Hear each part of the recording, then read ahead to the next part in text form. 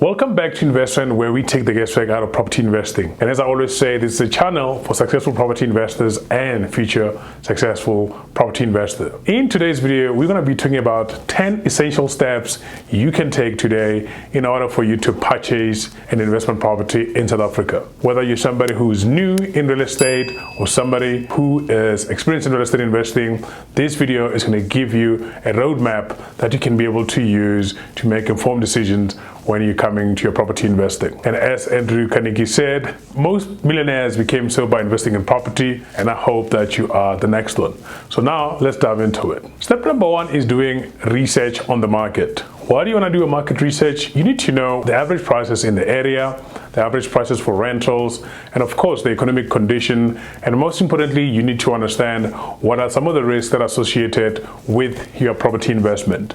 So a solid research about the market is something that is very, very vital in your journey. Step number two is determining your budget.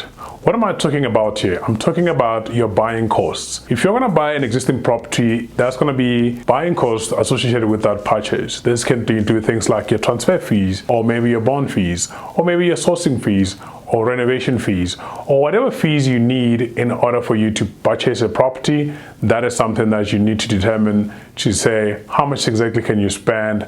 And this is also one vital step that is very important to your success in your property purchase. Step number three is getting pre-qualified. Do you want to save your time and energy?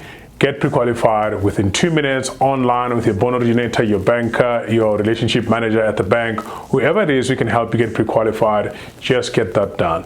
This is going to help you to focus on properties that you already know that you can be able to afford when you're getting into the market. It will save you a lot of time, it will save you a lot of energy, and it is one of the most essential steps that a lot of property investors miss. So get pre-qualified. It's very, very important to your success. Step number four is understanding your numbers. You need to exactly know what your numbers look like when you're buying a property. If you're buying a property, you need to know your purchase price. You need to know exactly all the buying costs that are associated with that. You also need to know your operating expenses. How much money is it going to be coming in, and how much money is it going to be going out, and what is your cash flow?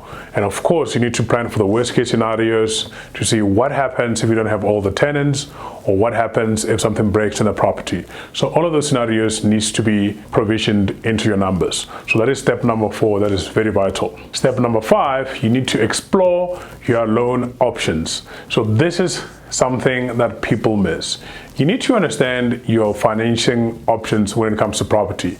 The reason why is because there's a lot of financing options in the market, from traditional home loans to actually development financing institutions, or maybe you want to use angel investors or crowdfunding. Whatever it is, you need to know exactly what your financial options are, and also you need to understand the terms, the repayment periods, are there any interests, and exactly how do they fit into your model, and is your numbers still financially viable after looking at all those financial options. So this is actually a vital step for every investor to do when it comes to property investing. Step number six is you need to find a lender. After you explore all the financial options that you can get for your investment property, you need to be speaking to a specific financier or lender, where you're going to be exploring the term sheet that you can be able to get, where you're going to speak about the repayments, the terms, and also you need to compare the loans, especially if you're going to be taking the traditional financing road of a home loan. So if you're getting a home loan, go look at what other banks can be able to give you, get the best interest rates for yourself, and use that to negotiate yourself so you can be able to get a better cash flow on your property. So this is a very, very important and vital step in your process. Step number seven is using an online marketplace like investRand. This is where you're going to find a lot of hidden gems that you cannot find through your traditional real estate channels. And this means that properties that you can always find from different channels, from estate agents, from whoever, are not the properties that you're going to find on investRand, because on investRand you're going to find properties that have been vetted.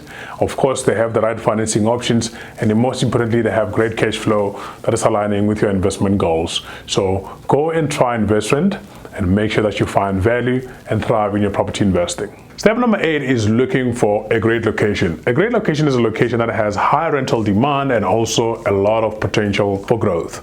So what that looks like is you need to find a location that is actually on the incline, not a location that is actually on a decline. So that is something that you have to do research on with your local networks and make sure that you're buying in the right area. So this is very vital for investment property, because buying a property in the wrong area will affect your property value over time, and also will affect if you'll be able to get tenants for your property, which is something that's very, very important in your process. Step number 9, this is one of the most important steps, because if you don't find the right property manager to partner up with, then you can actually break your investment property. So in this step, this is where you need to find a local specializing property manager to partner up with. This is somebody who's going to give you expertise and insights about the local market, and they can be able to run your property like a business. And without this person, your property is not going to meet their intended return on investment. So make sure that you partner up with a really great property manager in that area who's specializing in the type of property that you're investing in. The last step before you even transfer your property is to make sure that you perform a thorough due diligence. Why do you need to do that? It's because you need to make sure that there's no hidden issues with your property. There's nothing that's going to come and bite you back later. So you need to make sure that you thoroughly go through your investment property, thoroughly go through your market, thoroughly go through your paperwork, and thoroughly go through the building to make sure that you're getting the right investment property for yourself, because this is one of the biggest investments you're going to be making in your life. So make sure that you're doing it right. By following these steps, you will be confident that you'll be making sound investment decisions when it comes to property investing, especially when you're navigating the South African property market. And by the way, make sure that you download the Ultimate South African Property Investment Guide, which is going to be your companion in this process. And by the way, you're going to be unlocking a wealth of knowledge and key insights in that handbook that are going to help you on your wealth building journey. Otherwise, happy investing, and I'll see you on the next video.